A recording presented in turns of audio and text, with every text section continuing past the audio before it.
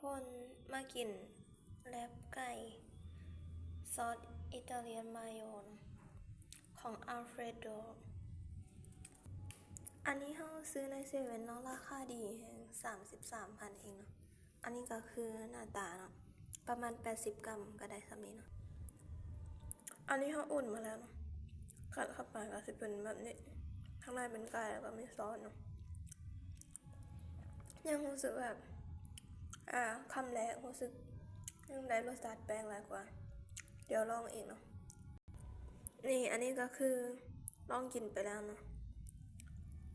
ได้ประมาณครึ่งหนึ่งแหละก็รู้สึกว่าข้างในมันก็ได้ไก่ทอดเต็มแล้วเนาะแต่ว่ามันสิเป็นแบบ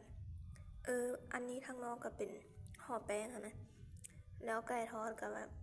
ซุปแป้งทอดอีกก็เป็นแป้งบวกแป้งแล้วก็แบบจึงมีไก่นะก็เลยรู้สึกว่าแบบ